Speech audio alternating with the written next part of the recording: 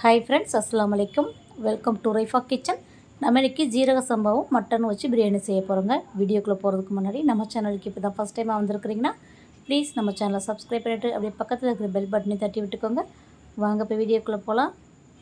பட்டை, கிராம்பு, ஏலக்காய் இது 3 எடுத்துருக்கிறேன். இது 3மே நம்ம நல்லா நைஸாக பவுட்ரு பண்ணிட போகிறோம்.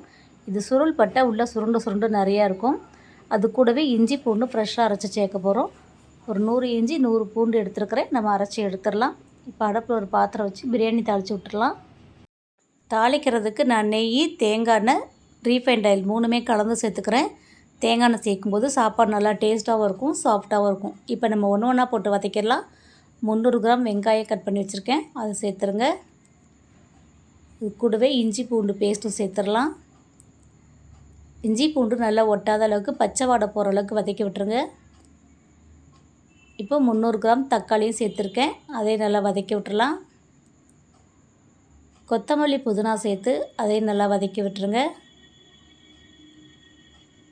இப்போ நம்ம பவுட்ரு பண்ணியிருக்கிற பட்டை, கிராம்பு, ஏலக்காய் தூளும் சேர்த்துடலாம்.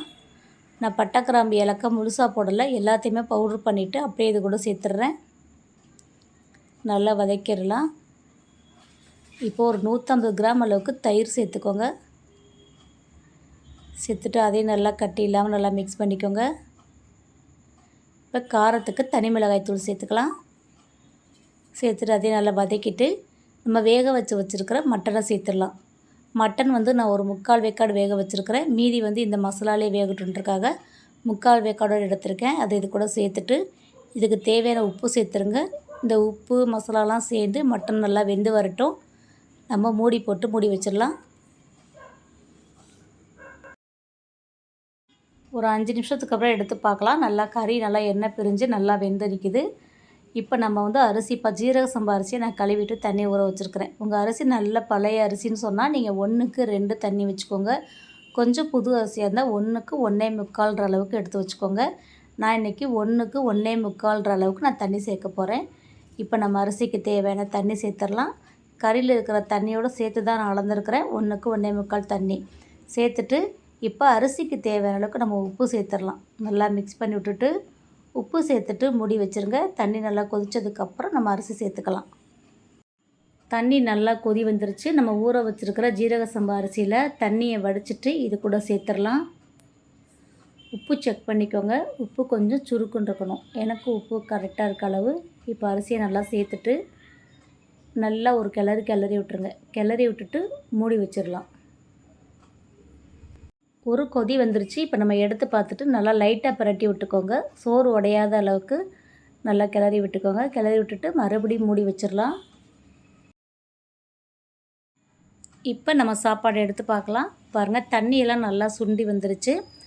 இந்த அளவுக்கு தண்ணி வற்றினதுக்கப்புறம் நம்ம தம் போட்டால் தான் சாப்பாடு நல்லா பொழுன்னு இருக்கும். நீங்கள் நிறைய தண்ணியோடய போட்டிங்கன்னா குழஞ்ச மாதிரி இருக்கும். இப்போ தண்ணி நல்லா வற்றிடுச்சு பார்த்திங்களா. நல்லா பிரட்டி விட்டுக்குங்க. கறியும் அரிசியும் ஒன்றாகிற அளவுக்கு சாப்பாடு உடையாமல் நல்லா பிரட்டி விட்டுட்டு இது ஒரே அளவாக சமப்படுத்தி விட்டுக்கோங்க. சமப்படுத்தி விட்டுட்டு மேலே ஒரு 2-3 ஸ்பூன் நெய் சேர்த்துட்டு நம்ம தம் கொடுத்துடலாம். தம் கொடுக்குறதுக்கு ஒரு பழைய தோசைக்கல் கீழே வச்சுட்டு இது சாப்பாடு மேலே வச்சு அதுக்கு மேலே வெயிட் கொடுத்துருங்க.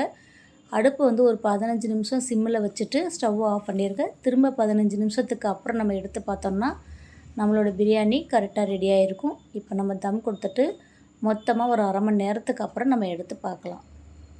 அவ்வளோதாங்க, ஒரு 1/2 மணி நேரத்துக்கு அப்புறம் எடுத்து பார்க்கலாம். நல்லா சீரக சம்பா பிரியாணி சூப்பராக ரெடி ஆகிடுச்சு. நான் ஃபுட் கலர் எதுவுமே சேர்க்கலை. உங்களுக்கு தேவைன்னா நீங்கள் சேர்த்துக்கோங்க. மணக்க ஜீரக சம்பா மட்டன் பிரியாணி எப்படி செய்கிறதுன்னு பார்த்துட்டோம். கண்டிப்பாக அந்த ரெசிபி உங்களுக்கு பிடிச்சிருக்குன்னு நினைக்கிறேன். பிடிச்சிருந்தா நீங்களும் ட்ரை பண்ணி பாருங்கள். வீடியோ பிடிச்சிருந்தா லைக் பண்ணுங்கள், நிறையா ஷேர் பண்ணுங்கள். நம்ம சேனலை இது வரைக்கும் சப்ஸ்கிரைப் பண்ணாமல் பார்த்துட்டு இருந்தீங்கன்னா ப்ளீஸ் சப்ஸ்கிரைப் பண்ணி சப்போர்ட் பண்ணுங்கள். இன்ஷா அல்லாஹ் இன்னொரு வீடியோவில் பார்க்கலாம். பை ஃப்ரெண்ட்ஸ், அஸ்ஸலாமு அலைக்கும்.